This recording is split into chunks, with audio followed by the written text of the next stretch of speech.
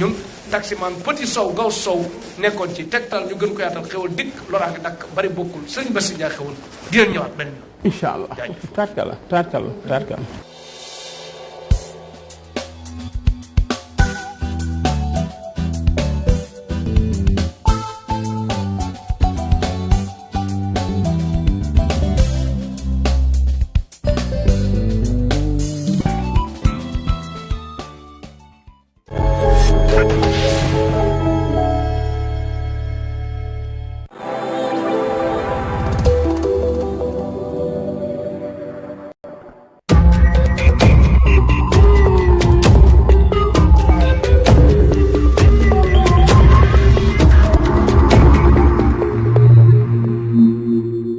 asalaamaaleykum mbokk Sénégal ni ñu koy defee altine bu nekk seen émission autotransport na nekk na émission boo xam ne lépp nag li nga xam ne ci xibaar su dem ak dikk bi moom lay def mu dalee ci jaww ji géej gi wala tali bi lépp nag la leen di jukkil tey nag ñu am fas yéene waxtaanee pàcc bu am solo mooy élection de représentativité syndicale dans le secteur du transport.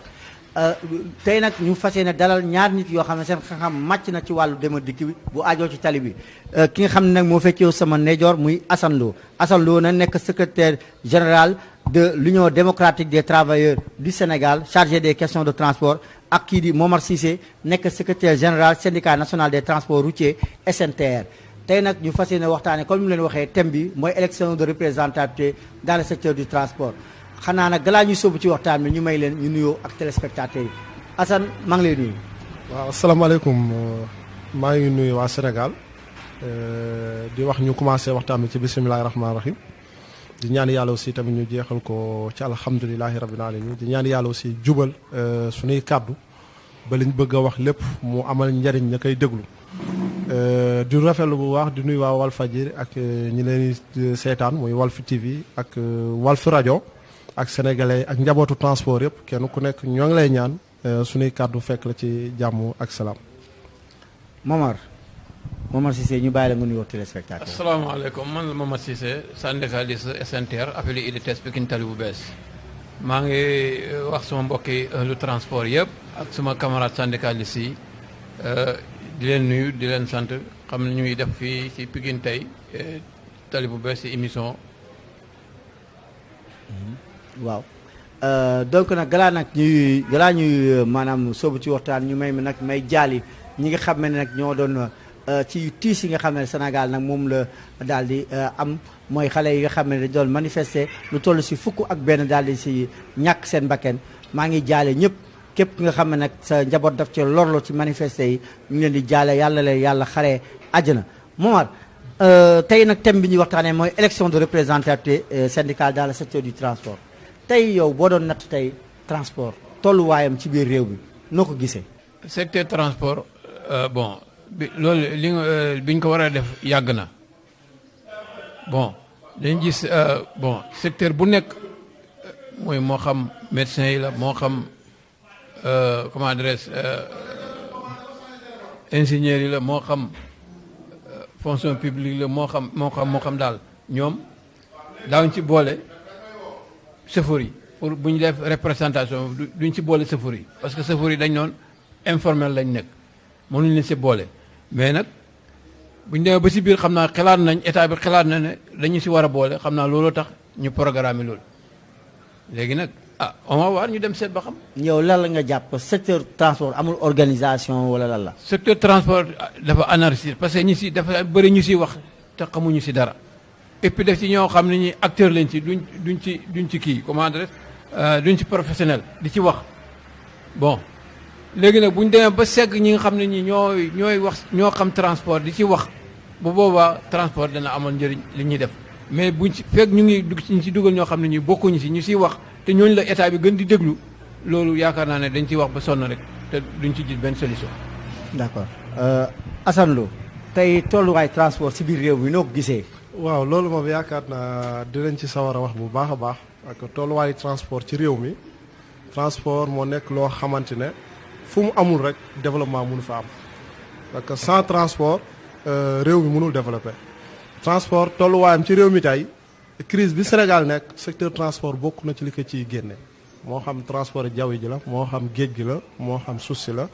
ñooñu ñooy mën a génn Sénégal ci jafe-jafe yi mu nekk. léegi tolluwaayu transport bi tamit beneen bi mooy transport dafa am doole ci économie bi nga xam ni mooy économie réew mi transport dafa am taxawaay boo xam ni su ne employabilité des jeunes sooy xool secteur transport moo nekk secteur boo xam ni 10 000 emplois état bi di wax 5 000 yëpp mën nañ ko dugal ci secteur boobu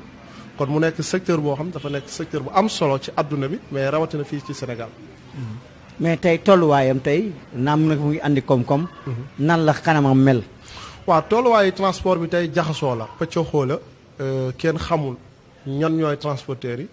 kenn xamul ñan ñooy chauffeurs yi kenn xamul ñan ñooy kii maanaam ñàkk organisation moo am ci secteur transport. léegi état bi ak ñun syndicats yi ak transporteurs yi ak chauffeurs yi suñu bëggee dimbali secteur transport il faut ñun ñëpp ñu booloo il faut ñun ñëpp ñu toog ci même table comme ça ñu waxtaanee jafe-jafe transport bi mais loolu nag mënul am lurug na ni tànnee waxtaan ba moo dul baax. état bi naka la koy tànnee dañuy jël ci ku am tur wala jël ci ku amul tur waaye pour man suñ demoon ci centrale syndicat yi xool centrale bu nekk kan moo fay responsable transport ñu boole acteurs yooyu ak ministère yëpp yi nga xam ñoo laal transport parce que transport du ministère du transport rek moo ko yor transport ministre de l'intérieur am na ci yoon transport ministre des forces armées am na ci yoon transport ministre du commerce aussi am na ci yoon transport ministre de l'économie et finance am na ci yoon kon ñooñu nga xam ne ñoo laal transport bi ak rawatina tey nga xam ne ñu njaboot transport ñëpp ay ndaw lañ kon kenn mënu wax transport te doo ci wax sax ministère de la jeunesse war nañ ko cee dugal. lu weesul manque d'organisation bi yan jafe-jafe am la transport di dund tey. waaw transport moom li muy dund bari na bokk na ci su fekkee ci côté chauffeur yi mooy ñu ñàkk leen a teg ci ay conditions yu baax maanaam utal leen ay contrat de travail yu baax utal leen ay ñu am protection sociale ñu mën di jël congé di am salaire de base bu normal. te aussi beneen jafe-jafe bi transport am ñu fexe ba convention transport bi ci boppam ñu appliqué ko su ko defee ndaw ñi seen ëllëg ñu mën leen a préparer mais loolu bokk na ci jafe-jafe transport bi parce que chauffeur yi dawal duñ dawal ak xel mu dal duñu dawal ak conscience tranquille parce que ñoo ngi am problème kër ga nuñ ko war a gérer ñoo ngi am problème ak leneen parce que li leen di jox ak pression bi leen transporteur yi di teg loolu bokk na ci indi jafe-jafe transport. te waaye est-ce que sax du loolu mooy andi accident yi. waaw loolu bokk na ci pression bi bokk na ci 80% suñ ko doon xayma 80% accident yi pression chauffeur bi la parce que da ngay gis événement religieux yi su amee da ngay gis accident yi foofu dafay gën a yokk lu tax muy yokk mooy chauffeur bi yàkkamte na dem Touba exemple dem ñëw demaan ñëw la ko transporteur bi teg mu bar ko jox bëggaan lu mu def ci poosam kon loolu état bi waroon na dimbali secteur transport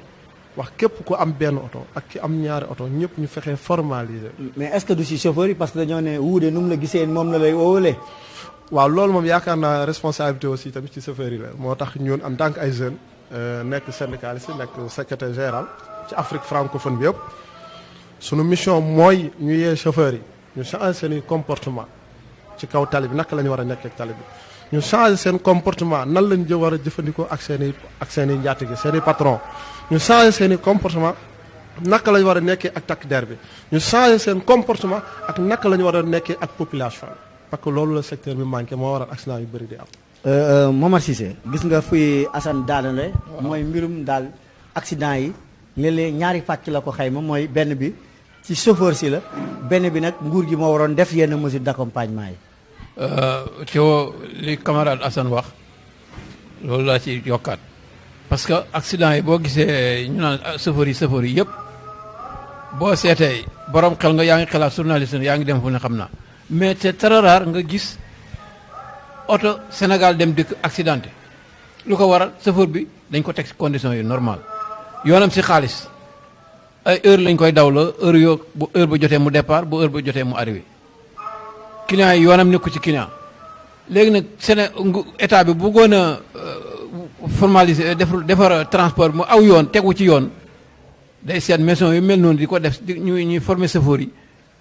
ñu di leen liggéeyloo ci condition yooyu Sénégal dem dikk. mais aftu ngi fi te taxul chauffeur yi ni ñuy delloo tey sax lañ gën a tumuranke. mais aftu li ñu waxoon conditions yi ñu waxoon ne moom la ñuy continuer di def moom lañ defut moom lañ respecté wut. mooy lan maanaam chauffeur bi dafa war a imaginer nga xëy 6 heures dem matin ba 23 heures ngay dawal loolu bi ñuy def projet bi waxuñu woon lool parce que dañ ne woon oto bi ñaari chauffeur lay am boo xëyee 6 heures dem matin 13 heures nga waaj keneen gontu ba 23h mu wàcc mais loolu yëpp dañoo bafoué ko bàyyi ko te état bi mu ngi koy gis te moo ko waroon a régulariser ana inspecteur de travail yi ñoom ñoo waroon a régler loolu boo demee si maison location yi c'est très rare tam nga gis auto location bu accidenté te dañuy dem partout Sénégal dañuy dem ba Niger ba Côte d'Ivoire man mii ak li wax ak yow nii dama nekkoon ci transport ba demee ba mu nekk anarchie tegootul si yoon ci laa ko bàyyi dem si maison location yi c'est te maison location yi fu ne la ñuy dem demal mën naa si cité ay quelques du publicité wu moom mais kon yow daal da nga jàpp état daf leen seetaan. daf leen seetaan complètement dafa seetaan transporteur yi ak chauffeur yi bàyyi leen noonu rek chauffeur yi itam nag di def chauffeur yi comme limon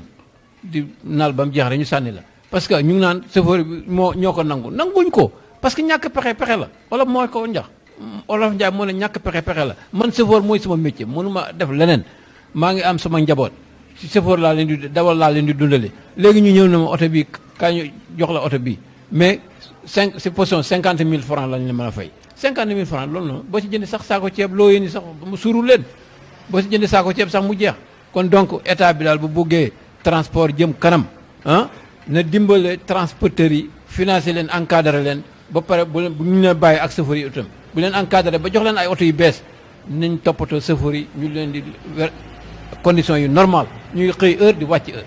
mais état bi dafa ne kat moo mënul defar transport fii léegi dafa am anarchie bi ngay wax ak désorganisation bi ba tax tey syndicats yi mel ni tulleex mala ci secteur bi kenn xamatul comme ni ko Assane waxee kuy chauffeur kuy apprenti kuy coxeur ak kuy transporteur dem nañ ba nga xam ne xamatuñu loolu ku nekk lan mooy sa wareef ci biir transport ba tax tey mu xalaat ne day def élection de représentativité syndicale parce que am na ci syndicat yoo xam ne syndicaliste bu xëyee tey transporteurs yi arrangé ko mu wettu ci wetu transporteurs yi bu xëyee chauffeurs yi ko arrangé moo dem ci chauffeurs yi léegi état bi xalaat ne day def élection de représentativité syndicale noo ko gisee. parce que loolu moom laa wax sama njëlbéen wax loolu ba mu ko war a def yàgg na parce que mënoo nekk syndicat chauffeur ba pare nekk syndicat transporteur yi ñoom ñaar bu ñu jotee noo leen di atte da ngay nekk syndicat transporteur yi ñu xam ne yow syndicat transporteur la di dox diggante àqam ak yelleefam ci état bi wala nga nekk syndicat chauffeur mu ngay dox diggante àqu chauffeur bi ak transporteur bi mais fekk loolu séparé wuñu leen lu ñu def itam du sotti dañ la war a séparé yow syndicaliste chauffeur nga nekk syndicaliste chauffeur mënumaa ñëw jaay la suma carte ngay chauffeur ma jaay la suma carte syndicaliste war laa défendre transporteur bi ñëw ma jaay ko suma carte syndicaliste bu amee problème ma koy défendre ci lan dañ leen war a séparé état bi bu ñu leen séparé rek ki war a nekk transporteur ki war a nekk chauffeur te aussi itam chauffeur transport dañ ko war a tànnaat ba lañ laa jox bis bu 72 places nga koy yóbbu fii ba Tamba wala ba Kédougou dañ la war a former bu ñu la former ba nga xam ne yow mii oto bi mën nga ko mën a yóbbu fi mu jëm mais kuy dawal R4 wala kalandoo nga xëy rek jox ko bisu 72 places mu yeb 72 places jëm Tamba kooku bu defee accident yaa ko def. dañ si ñëwaat Assane état bi dafa am loo xam ne daf ko xalaat mooy maanaam gis na ne désorganisation bi am yaa ngi koy wax sànq ak anarchie bi am ci transport tax na tey mu def ordre bi mooy lan daal di def li ñuy wax élection de représentativité syndicale ci secteur transport saytu syndicat transporteur yi ku fi ëpp am doole noo gisee. waaw loolu moom état bi li mu bëgg lu rafet la dañ koy rafetlu tey ñaan yàlla mu am waaye nag am ba dafa am nu mu war a amee naka lañ koy organiser naka lañ koy sélectionner est-ce que ñiy saisir ministère bi di fa wax seeni soxla la ñuy jël voilà ndax dañuy jël syndicat yi nga xam ni acteurs yi rek ñoo leen ñor la ñuy jël pour man suñu bëggee mu jaar yoon def lu leer lu amul benn werante nañ dem ci centrale syndicat yi comme ni ma ko waxee woon rek laay wax état bi xam na centrale yi fi nekk centrale yooyu kenn ku nekk nga jël ki yor ci ki nekk ci ña nekk ci transport ba nga yabal leen ci ministère ba ñu sélectionné ko def fii élection yi kenn ku ne wàcc ci terrain def campagne am ku gagné nga xam ne yaa gagné mais suñ ko jëlee si ñi nga xam ñoom rek ñooy saisir ministère parce que su fekkee comme ñun ñi nga xam ne amuñu soxla ci ministère bi di ko saisir pour mu jàppale ñu ci yenn activité est-ce que mën nañu mais tàmmaligul coow bëri na am na ay syndicats yoo xam ne bañ leen newee dañoo war a séparer syndicat chauffeur ak syndicat maanaam transporteur ñoom dañoo bañ mooy liggéeykat yi ak patronat war a ñoo bokk ñu ne déedéet transport yëpp a njaboote noo gisee waaw loolu moom ni ma ko gisee képp ko bañ loolu rek sa la ngay wax dafa léeru wala da nga wóolu sa bopp ci secteur chauffeur yi parce que tey ji chauffeur yi xam nañ ñu leen amal njariñ ak ñu leen amul njariñ parce que nekk ci rajo yi di wax wala nekk télé yi di wax loolu yomb na mais dafa am réalité transport réalité bi mooy ñu fexe ba dem ci centrale yi comme li wax suñu woowee acteurs yi ci biir centrale yi woo leen ministre bi toog déglu leen centrale fournir leen ay papiers yu leer ñu ne ñii chauffeurs yi leen tax a jóg syndicat bu bëgg a dem pour côté transport aussi ñu def ko ñu def bu chauffeurs yi def bu transporteurs yi mu nekk ñaari élection kuy wax ci wetu transporteurs yi nga wax ci kii kuy wax ci chauffeur ñu ni kii moo jiite chauffeur yi loolu moom état bi responsabilité bi suñu bëggee lu leer. kon daal kenn warul nekk juge à part. ndax mënu nekk séparé ku bëgg a bindu syndicat chauffeur nga bindu syndicat chauffeur di défendre intérêt chauffeur ku bëgg a bindu syndicat transport nga bindu ci secteur transport di waxtaan ak transporteur yi. mais bul nekk doublon daal. loolu mënul nekk kon tëddee njaaxaay na du am loolu moo waral nag jafe-jafe transport du musa saafara. gis nañ ne sax si yow loolu li fi am bu ñu nee ne regroupement rek ci garage yi gis nañ daal jaas yi naaw xeex yi tàmbali lan moo tax xanaa regroupement bi daa am xaalis. waaw xamal loolu soo gisee li ko waral lépp loo gis rek la woon démb moo ko yàq. mooy lan. mooy njiitu démb ji ñu si ëpp seen i intérêt personnel lañ jiitaloo. déetuwaay. mooy fexe soit ñu fexe ba am tur ci liggéeykat yi pour mën di jege état bi di lijjanti seen i propre soxla waaye laa liggéeykat yi suñu dajalee xaalis ñoom ñu mën ko jël da ci faj seen i soxla léegi nag changement yooyu dafa am. changement dafa am ci loolu. comprendre changement bu rëy wax mooy syndicat yi léegi yi xew ak acteurs yi fi ne mooy ku leen amal njariñu ànd ak moom. loolu da nga gis amuñu njëriñ. non ñi ëpp ñuy wax li ñuy wax amul njariñ. déetuwaay. wala la ñuy wax amulul njariñ chauffeur yi. déetuwaay lu tax ngay wax loolu. waaw xam nga dafa am ñaari façon xeex yow yaa ko wax léegi. ah déet non déet man waxuma de yow yaay wax fii mooy autotransport da nga ne amuñu njëriñ. lu tax amuñu njëriñ. non xam fii mooy autotransport foog mu leer. waaw léegi waxal lu tax amuñu njëriñ. waaw léegi da nga wax sànq wax bu am solo. waaw mooy lu tax syndicat ñenn ñi bañ li ministère bi wax ni soit nañuy défendre chauffeur yi soit ñu défendre transport lu tax ñu bañ ko. nan moo tax ci yow. waaw xam nga tey jii nax chauffeur yi dafa yomb nax transporteur aussi dafa yomb parce que kenn ku ne dafay carte intérêt mais en réalité chauffeur képp ku koy wax lu dul nañ la xeexal nga am ay contrat de travail deful loolu daal da lay nax ku la waxul loolu da lay nax chauffeur képp ku ko wax lu dul nañ la utal protection sociale syndicat bu la xeexlu loolu daf lay nax chauffeur képp ku ko xeexulul ëllëgam maanaam am retraite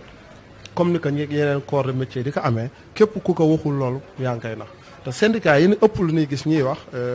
xam ni ñoom seen lépp ci xeex ci média yi lañ koy def di def lobby ci média yi di am tur mais li ñuy waxal chauffeur yi amul njariñ lu si ëpp xeexu transporteur léegi nag nañ dem soit ñuy waxal transporteur soit ñuy waxal chauffeur yi ministre bi def élection yi ku gañ a jël. kon yow daal élection yi da nga ko war a def nu mu gën a gaawee. yàkkamti naa ko mu def ko nu mu ko gën a gaawe mais nag sélection bi nañ ko jël ci centrale yi nga xam ne état bi reconnaître na leen. mais lu weesu loolu gis nañ ne benn affaire boo xam ne tamit daf ñoo jaaxal. état bi nga xam ne xam na la réalité du terrain du fi jug ci anarchie bi li fi am na ko. xam na ko parce que am na gouverneur am yi. am na lépp. mais lan mooy enjeu wu lu ñu gis comme bu amee ci garage yi rek ñu ne xëy na regroupement rek. jaas yi naaw waaye xanaa loolu daa am xaalis. man loolu laa bëgg xam ku ma ko laaj xam nga fii mooy nag auto transport gars yi nañ ma baal fii la lépp lay leer waaye nag ku ma ko laaj ci transporteur yi damay xaw a daw ku ma ko laaj ci chauffeur yi day xaw a daw mais Assane leeral ma lan moo tax nag xanaa regroupement daa am xaalis wala lan la non dafay am xaalis regroupement su fekkee yu garage dafay am xaalis parce que chauffeur yi dañ leen di nattuloo nattu yu dul teggi maanaam njiit yi waaw ñoom chauffeur yi ñooy natt njiit yi ñooy teggi loolu waral xeex bi day am salaire mensuel daal bon ah xaw ma de chauffeur daal danañ leen ko disoo chaque mois mais njiit yi rek ñooy teggi maanaam natt boo xam ne yow doo teggi ah chauffeur bi du teggi ah kañ lay teggi ah loolu doy na waar ah looloo fi am looloo waral xeex bi mais Momar lu mu wax doy na waar ah loo xam ci regroupement yi parce que man dama maa jaaxal gars yi bu ñu nee nii rek nga gis jaase yi naaw loolu moom te da ngay gis kenn ko xam ne ñaar fukki at ak juróom xaw ma lu ko teg du bëgg bàyyi man mii di wax ak yow tey ak ñu toog nii maag moom ak Assane Lo man xam naa leen si gaaru ceer yi boo gisee am na suñ benn camarade boo xam ne bii nga ne am na doole trop macha allah ñëpp déggal nañ ko lu kooku gouvernement la yor région bu nekk am na ñu ko fa nekkal ñoo xam ne ñu tey bu daanu woon tey ñooñu ñàkk seen poste bon looloo tax nag mu am doole parce que gaaru ceer yëpp oto bu joxe dañuy def seen benn tontine oto bu sarse am na lu ñu coppati seen mandat ba dugal ko ci keesu syndicaliste bi la des ña ne sa gaar ba nga xam ne ko sóore ñoo res gaar mais damay gis ku taxaw ci tableau bi daal di ko jox dara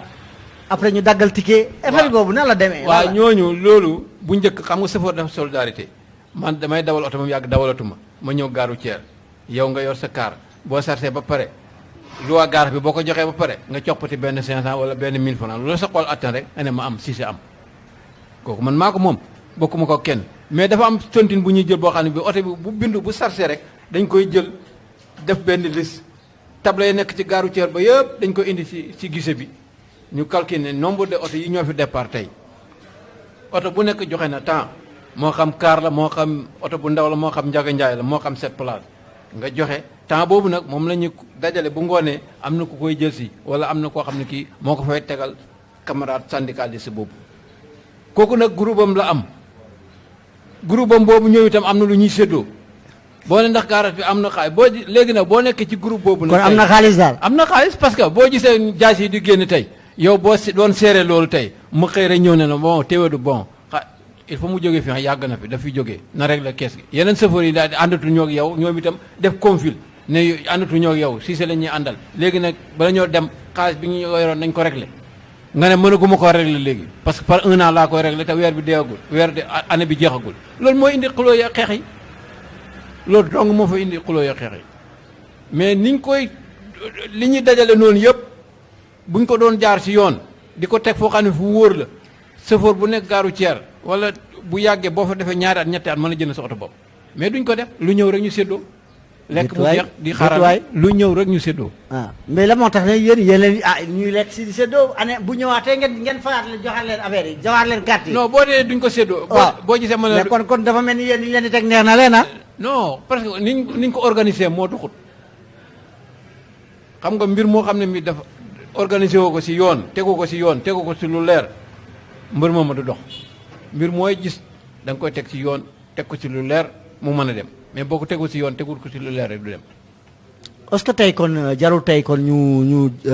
defaraat lijaasa yi nga xam ne moo mën a tax tey bu ñuy fal président garage si ñu xoolaat ko daal. président garage parce que en général xam nga ñi ñu koy fal ñoom li bëri da ngay nekk garage nekkoon chauffeur dawal ba mu yàgg dawalatoo ñu ne yow mën nga gis sa comportement gis ni nga mel ñu ne yow mii wóolu nañ la pour dénk la garage bi ñu jox la garage bi. yooyu nag boobaa yaay seet say membre yooyu bokk yoo xam ne wóolu nga leen yow it kenn ku ne nga teg ko poste. est-ce que loolu andi lu lëndëm. non ñu ne lëndëm lay andi kat. bu fekkee ne yow ñi nga wóolu. bu fekkee ne koo xam ne yow dafa ñëw nar la contrôler caaf xam na de. non si biir contrôle boobu loolu noonu maanaam ñoom kii la ñuy dem collectif la ñuy nekk. benn la ñuy nekk ñoomu neen. clan lay nekk de. waaw Cissé clan lay nekk de. Cissé yaa ngi bañ de clan Assane mbir mi man jaaxal na ma parce que moom bu fekkee ne yow mii sa bopp yaay tànn ñi nga xam ne ñoom nga jàpp ne moom ñoom nga war a liggéeyal. léegi kenn du la contrôler kon boo jumee sax ñu ne nu mu koy tudd gong na. loolu la ñuy wax. gong na. loolu dina doy waar de te yow xaalis boobu moom moo ko subaree ko moom. waaw xam nga mbiru syndicat transport du gaaru routière yi rek. problème bi du gare routière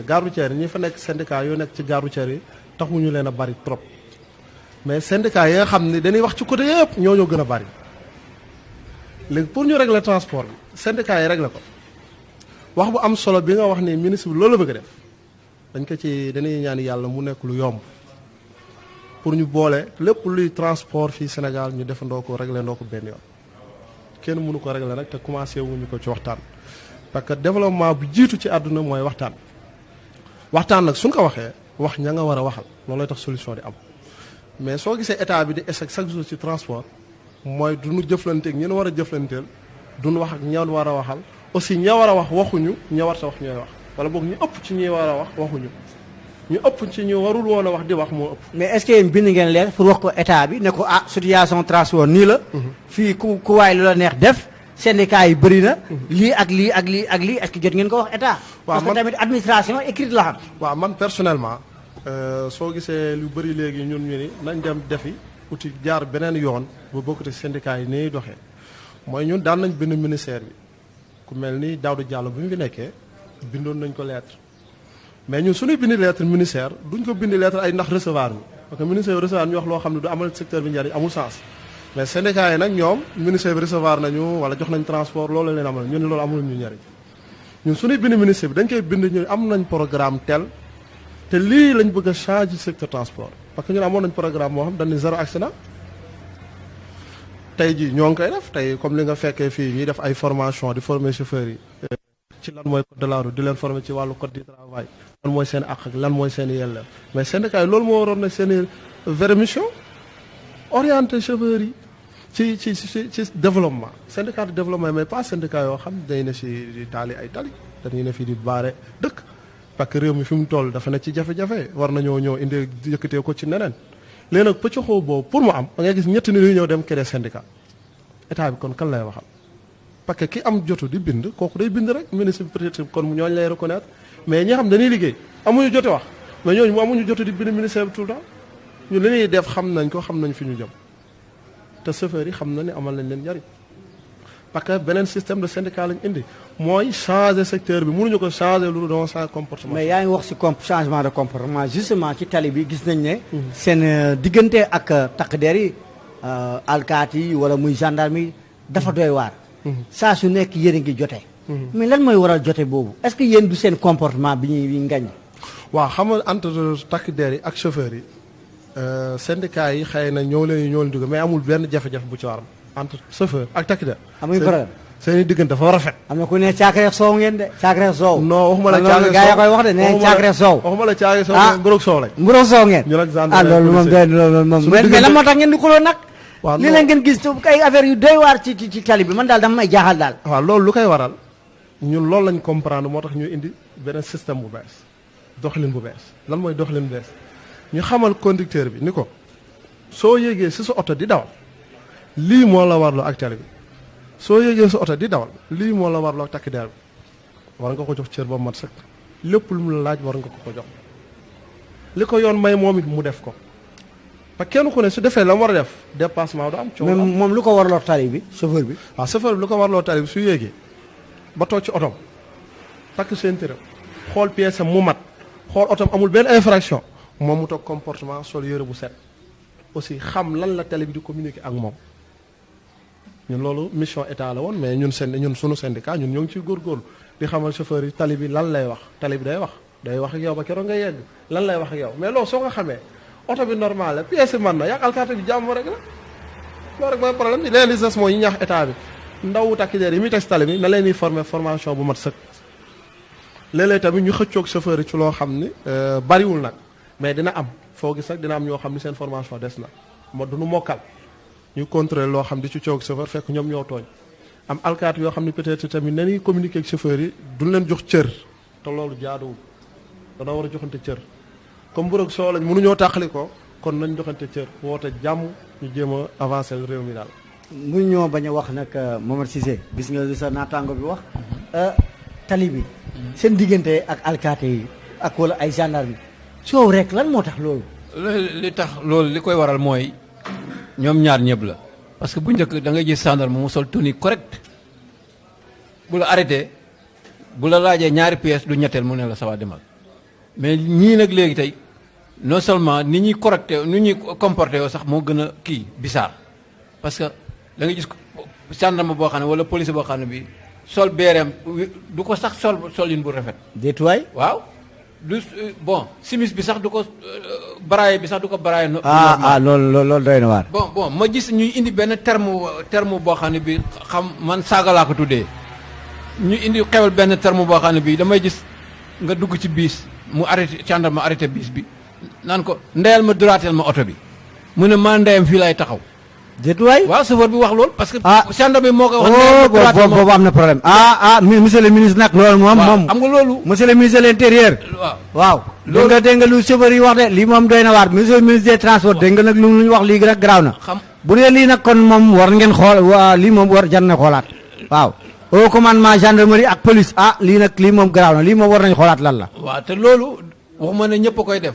mais li ci ëpp ci zone yi takk der yi dañ koy wax ak zone yi xale yu chauffeur yi te loolu vraiment man keroog ba ma ko déggee ku ma ko waxoon du ma ko gëm waaye keroog ba ma ko déggee gis ko keroog laa ne lii moom war nañ cee wax. ci ban arrêt nga ko gis. booy sorti Dakar bi rek sorti Dakar bi kay benn la boo jógee Dakar di dem rek bu di génn Dakar mais bu njëkk comme loolu amul benn policier taxaw arrêté chauffeur mu koy wax kàddu gu tegginuwul mais léegi loolu dafa bari parce que li ko waral mooy seen wecceer yi ñu leen di jox noonu wecceer du dara ci ñoom yàq seen crédibilité boo xam ne bii fañ leen waroon teg duñ leen fa teg loolu dañ ko war a seetaat. mais léeg-léeg tamit chauffeur yi moom kenn du dem te des de. maa parce que ne- man daal gis naa benn jour benn chauffeur taxi moom. waaw vraiment damaa jour boobu damaa rusloo. ndax moom dafa sol xaw ma loolu tubéy bi la jël xaw ma criss cross amul ceinture yëpp di kii si bopp si vêtement bi kenn xamul man daal tara ko bu njëkk ba boo gisee chauffeur moom da nga koy naw. waaw loolu lañ xam nag gis ko moo tax tey ñu woo chauffeur yi fii waxuñ ñëwuñ indiwuñ leen fi pour ñu jàngal leen oto nit ñi dawalee oto. non dañ loolu leen si a beneen pàcc la loolu moom yéen mais dama ne ci tali bi da nga koy gis. waaw loolu am na loolu du ma la weddi parce que am ñoo xam ne ñi sax waxuma la dañuy sol tiset am na benn booy mas naa ko gis man ko waa yow est ce que tey bu ñu la jëloon course tey nga ñëw rek ñu ne la yóbbu ma Touba est ce que boo demee da nga siyaare sëriñ bi mu ne man ke bu ma demee damay toog si oto bi man ko wala parce que li nga sol moo tax parce que yow solo loo solin bi nga solo nii waroo ànd sax kilifa loolu da ngeen ko war a dindi seen bopp yi bu ngeen xëyee da ngeen di sol yére yu set yére yu jot maa ngi am na benn agent sax maa ngi koy sant bu baax parce que mu ngi nekk 4e section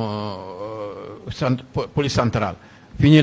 kii utee libéré yi boo ñëwee sol ay comportement nga comportement kon boo xam ne bii rafetu da la wax génnal dama nga solu ji nga génn dem te fekk yow boobu sa libéré moo jeex mu war la ko prolonger nga ñëw moo xam ñu jógee ko fi Pikine wala ba Géejawaay dem pour ñu yokkale loolu nga dem comportement boo xam ne bii rafetul mu ne la génnal si biti dama nga solu jaat boo solo door a ñëw mu doon laa yokkal sa libéré loolu yaakaar naa bu doon xëy ba muy xëy ba soloon bu rafet bu ñëwee duñ ko wax loolu moom chauffeur yi ak takk der yi il faut ñu waxal leen il faut ñu sensibiliser leen ñu xam ni ñuy comporté woo ci tali bi sinon rek liñ bëgg nii du sotti. mënuñoo bañ a wax nag mbirum nag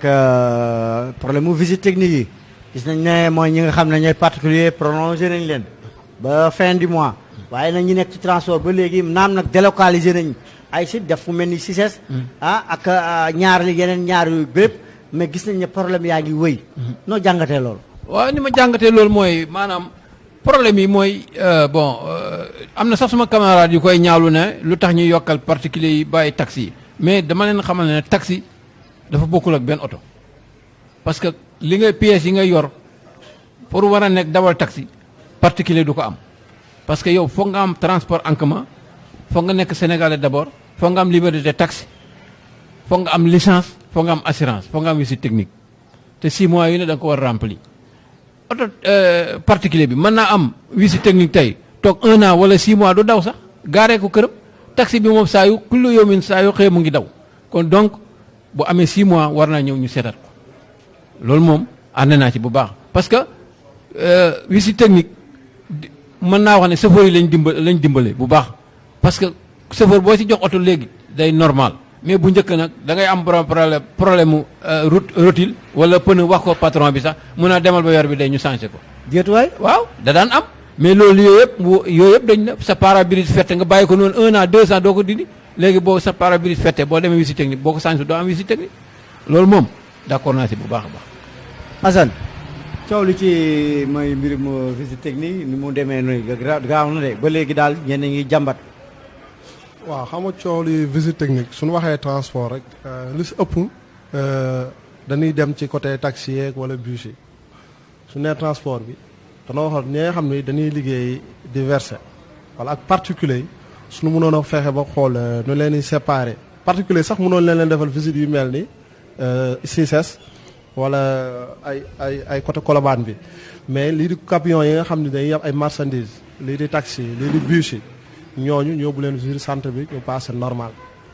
mais am na détails yoo xam ne tamit mun nañ ko di toléré lu mel ni ay plaque bu xaw a xoosu loolu wax dëgg yàlla mun nañ leen ko may nit ki ñu ko demal nga defar plaque bi ñu téye karagis bi soo ñëwee ñu tafal la nga jox la nga dem am na ay détails yoo xam nag état bi mën na cee dimbali chauffeur yi mu gën a yomb ci ñoom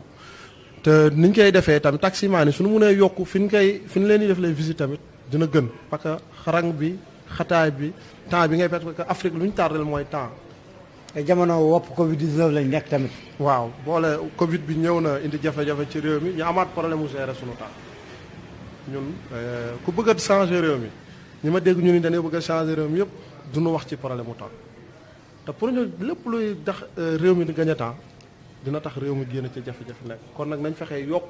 fi ñuy xoolee visite ci côté taxi yi ak bus yi ak gros porteurs yi particuliers yi tamit ñu utal leen feneen foo xam ne ñoom dañ fay dem comme li ñuy daw bari. parce que loolu sax mooy rejoindre principe logistique. mooy moindre coût. qualité. et le respect des délais convenus. Parce que dañuy wax sax que si contrat de transport. C'est l'accord par lequel une personne appelée transporteur assure à titre professionnel le déplacement d'une personne appelée voyageur moyennant rémunération. Mais dans ce type de transport, à savoir le chauffeur qui assure le déplacement doit le faire dans les délais convenus mooy li ngeen waxante. mooy maanaam yóbbu la fi nga jëm. dafa war a am diir boobu nag bu fekk ni ne man nag kii di dawal. te nga xam ne man maa yore remplacer transporteur bi moo tax tout le temps nag chauffeur yi di xuloo ak clients yi. ndax da ngay jël benn chauffeur mu dugg ci car rapide. wala mu dugg ci tata. ay la yooyu dañoo ne changement de comportement waaye tata yi tey la gën a wala gën a aay. da ngay gis chauffeur tata bu taxaw ci 30 minutes wala 20 minutes ci arrêt. kon changement bi ñuy wax ci kanamu transport des na. waaw loolu kenn du ko loolu moom dañ koy dëggal te lu am la ay temps bi ñuy wax tata yi gaawaay bee taxoon mais léegi gis nañ ni daanaka ñoom ak Ndiaga Ndiaye super ñoo yem waaye loolu lépp rek pression bi transporteur di teg chauffeur yi la maanaam il faut état bi bañ a bàyyi secteur transport rek ak acteurs yi seen bopp fekk état bi moo ngi toog di seetaan jafe-jafe transport du fi jógee parce que waruñoo bàyyi transporteurs yi ñu leen di jox bus yi ñuy liggéey di ci am xaalis ñuy teg finna ñi nga xam ne ñoom ñooy indi xaalis parce que lépp luy dox ci réew mi chauffeur yi ñoo koy fay chauffeur yi ñooy fay projet bus yi lu mu cher chauffeur yi koy fay camion yi suñ ko fi indee lu mu cher chauffeur yi ñoo koy fay clando yi bees yi fi indi ne taxi banlieue mais lu ñu cher chauffeur yi koy fay autoroute yi tali yi lu ñu cher chauffeur yi koy fay. yaa ngi junj camion yi sax mais gros porteurs yi gisoon nañ ne am na coow. yenn transporteurs yi di wax daal la leen wax ci njëlbeel bi ak ci li am du benn. am na si ñoo xam ne sax dégg naa ne fu mu toll nii. dañoo mujjee far delloo oto yi. dañ ko teg loxo. waaw loolu moom man projet bi ñu koy commencé waxoon bokkoon naa ci ñi nga xam ni bi ñuy def la keroog bi ko Bun John di wax King Fahd ñu ni dañuy indi 1800 camions bi ma demee benn toog ak des directeurs généraux yi nga xam ni ñoom foofu la projet foofu lay jaare bi ma toogee demee tamit fële ci association transporteurs yi. te Mbargu Badiane jiitu ci Mbargu man de bokkoon naa si am sama position ni leen li état bi ni mu ko organisé baaxul état bi ni mu ko defee bëgg a defee aussi baaxul te liñ ci wax aussi tamit mënul nekk ci transport bi parce que loolu pour nit ñi mën ko fay man dama gisoon état bi su bëggee changer li fi nekk bëgg a yombalal nit ñi ñu dugal seen oto parce que benn camion bu war a dem jar ay 120 millions loolu foo koy fay 1 million 500 ci transport Sénégal boo xam ne organisé wuñu ko te utaluñu leen ay quota yoo xam dañ naan par exemple yeneen compagnie yi mag yi ne képp koy am ci oto état bi ñooñu 5% ci marché ñooñu rek ñoo ko war a daw parce que danoo waroon a protéger liggéey boobu kon lu mu cher liggéeykat transporteur mun ko fay mais ki am 50 camions kooku mun na fay oto bi parce que oto boobu du ko def dara du ko jariñ dara day bàyyi oto bi mu dem di liggéey di fay boppam mais ki am benn camion dem dugal ko te moom mënul dawal jël chauffeur bi war a dund di bëgg ci di am mu koy fay moom mu bëgg ci am di ci dundal njabootam bëgg di fay 1 million 500 par mois ak moroomam ñu may la assurance tout risque 1 an mais su 1 an yi jeexee oto pendant 10 ans nga war ko fay imagine toi 10 ans 5 ans yi rek soo amul chance ñun jox oto yi par rapport ak seen âge 10 ans ci leneen la ñuy nekk ñoom ñëpp dañuy naax pourquoi pas duñ jël jeunes yi jox leen oto yi ñu dem liggéeyal seen bopp est-ce que état bi jotul projet oto yi suñ ñëwatee mu bañ ko jox transporteurs yi am doole ba pare nañ jël chauffeurs yi tànte jox leen responsabilité ëllëg ñu nekk ay responsable ëllëg ñoom ñu nekk ay transporteurs te loolu dina dimbali jeunesse bi loolu dina dimbali xëy ndaw réew mi gën a yokk dina laal ci pàcc yu bari pour réew mi mën a développer moo taxoon keroog bi ma demee si jotaay boobu man nee naa 1800 camions du mës a ñëw ñaareel bi stop beneen erreur bi ma xam ne ànduma ci mooy lu tax ñuy bàyyi ñi nga Sénégalais yi nga xam ne mën nañ leen indil oto yi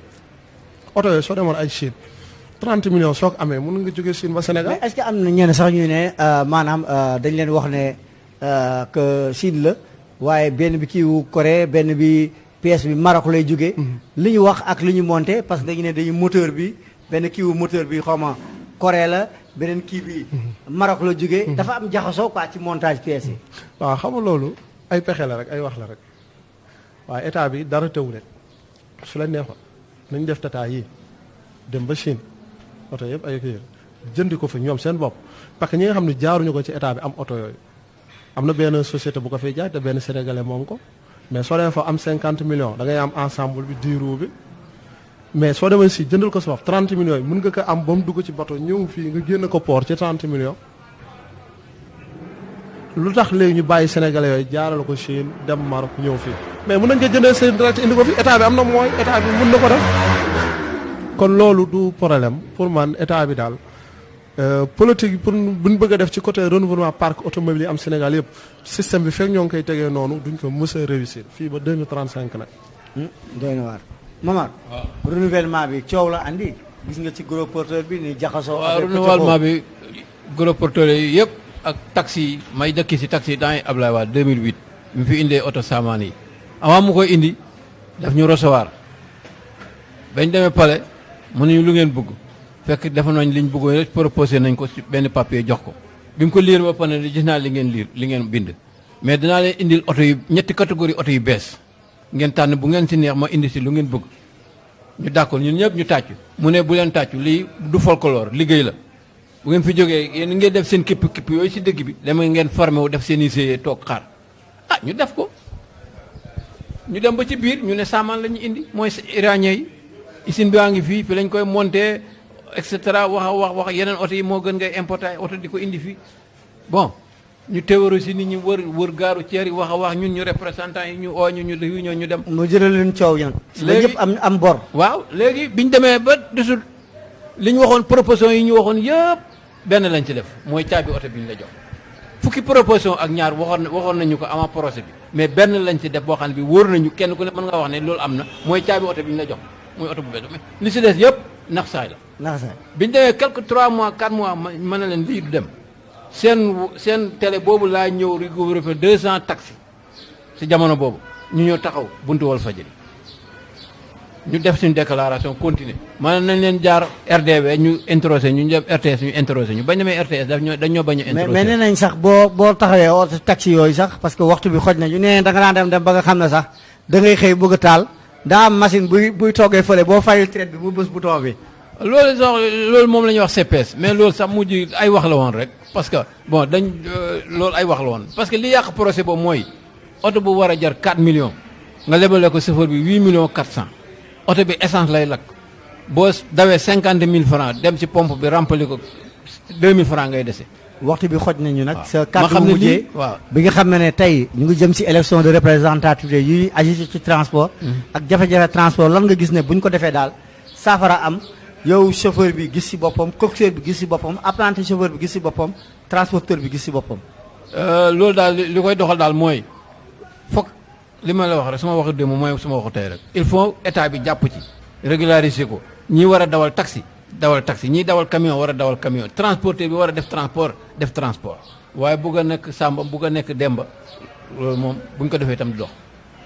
Assane loo waxtu bi xoj nañu sa kàddu bu mujjee li nga xam ne nekk rek boo gisee ci yow bu ñu ko defee nga jàpp ne maanaam kanamu transport dina soppeeku chauffeur bi gis ci boppam transporteur bi coxeur bi apprenti chauffeur. waaw loolu moom li ma ca gis rek pour ñu def ko dañuy def comme ni naan ñuy bëggee di wootee dialogue politique bi. waaw nañ ko farataalee ci réew mi. waaw dana war a woote dialogue boo xam ni pour dajale njabootu transport. ñu kon nëppal transport daal. waaw ñu assise transport. waaw boo xam ne dañ koy farataal def ci farata te commission boo xam ne ñoo koy def comme niñ ko tegee ci politique bi boole ci gendarmerie boole ci police boole ci ministère du commerce boole ci ministre des transports boole ci ministère de l'économie et finance boole ci ñëpp ñi nga xam ne ñoo laal ci domaine parce que transport ñi mu laal dafa bari même ministère de la jeunesse aussi ñu dugal ko ci parce que ay ndaw ñoo ci nekk ministre yor formation professionnelle ñu dugal ko ci ndax da cee bokk formation yi war def defu ko gisoo loolu fekk defuñu ko jafe-jafe transport du musa rek la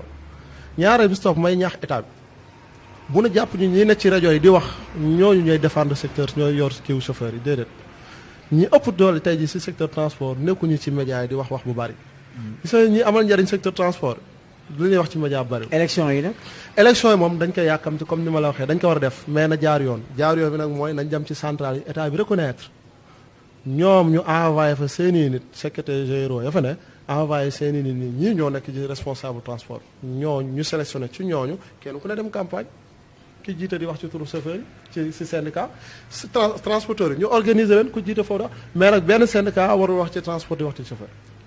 te wax état bi na jàppale chauffeurs yi transporteur di leen defal ay contrat de travail su ko defee ñu mën a am gaare. waxtu bi nag xoj nañu fa laay daanalee Assane Lo kon daal li nga wax mooy syndicat warul nekk juge et partie boo nekkee patron nga dem nekk patron boo nekkee nag syndicat travailleur nga jam ci travailleur loolu lay jàpp wax kon nag